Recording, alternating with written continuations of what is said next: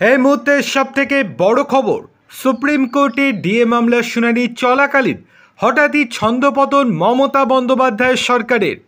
একের পর এক বিস্ফোরক দাবি করে যাচ্ছিলেন রাজ্যের আইনজীবী কপিল সিব্বল, অভিষেক মনু সিংভি রা, কিন্তু তাদেরকে থামিয়ে দিয়ে বিচারপতির একটা প্রশ্নেই যেন তাল কাটল রাজ্য সরকারের।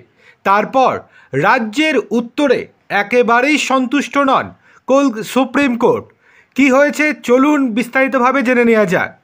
ডিএ মামলার শুনানি আজ সকাল 11:20 নাগাদ শুরু হয়েছিল।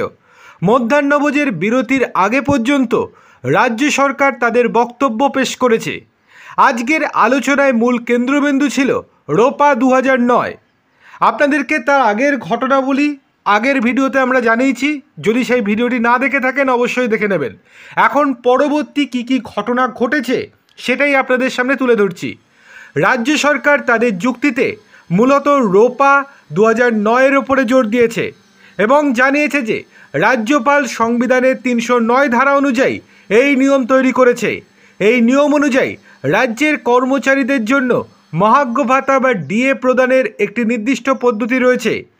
রাজ্য সরকারের মূল যুক্তিগুলি হলো, রাজ্য সরকার জানিয়েছে যে রোপা 2009 রাজ্যপালের দ্বারা তৈরি করা হয়েছে, যা সংবিধানের 309 ধারার সাথে সঙ্গতিপূর্ণ। এর মাধ্যমে রাজ্য সরকারি কর্মচারীদের চাকরির বিভিন্ন দিক নিয়ন্ত্রণের জন্য নিয়মকানুন প্রতিষ্ঠা করা হয়। এই নিয়মের 9 নম্বর ধারায় রাজ্যপালকে কর্মচারীদের পরিষেবার বিভিন্ন দিক নিয়ে নিয়ম তৈরির ক্ষমতা দেওয়া হয়েছে।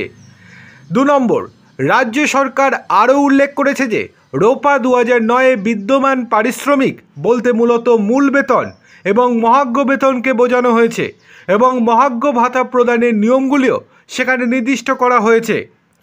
3 নম্বর, রাজ্য সরকারের আইনজীবী কপিল সিব্বল প্রশ্ন তুলেছে যে রাজ্য প্রশাসনিক ট্রাইব্যুনাল অর্থাৎ স্যাট এবং তারপর কলকাতা হাইকোর্ট কিভাবে এই প্রতিষ্ঠিত নিয়মগুলি পরিবর্তন করার জন্য নির্দেশ দিতে পারে, বিশেষ করে যখন মহার্ঘ ভাতা বিতরণের জন্য রাজ্যের নিজস্ব রীতি রয়েছে।